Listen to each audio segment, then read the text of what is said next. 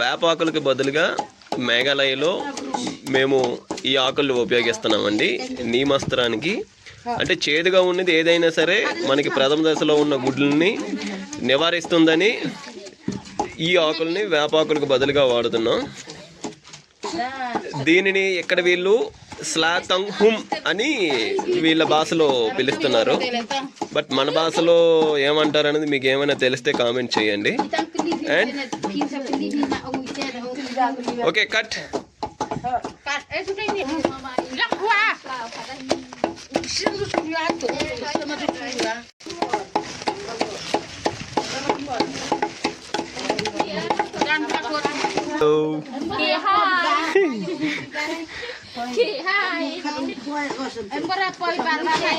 So ఇలా రైతులందరూ కలిసి చేసుకుంటే అసలు ఎలా తయారు చేయాలనేది అందరికీ తెలుస్తుందని, అందుకే లీడ్ ఫార్మర్స్ని అందరినీ ఒకే దగ్గర పెట్టి ఇది తయారు చేయడం జరుగుతుంది.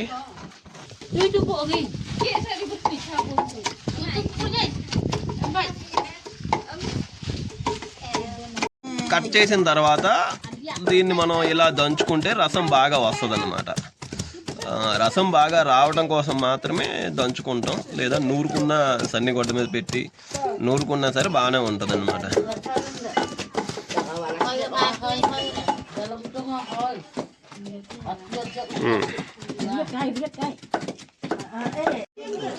దంచుకున్న తర్వాత ఇలా వచ్చింది.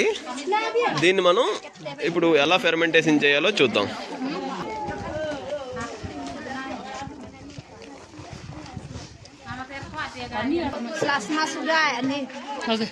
ఓకే, ఇందులో మనం యూరిన్ వేసుకుంటాం. స్లోగా వేయాలి వేసేటప్పుడు.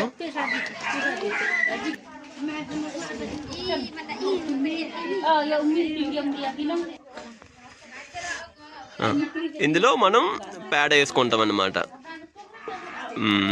పేడ వేయడం వల్ల ఫెర్మెంటేషన్ అనేది చాలా బాగా జరుగుతుంది, కొంచెం తొందరగా కూడా జరుగుతుంది.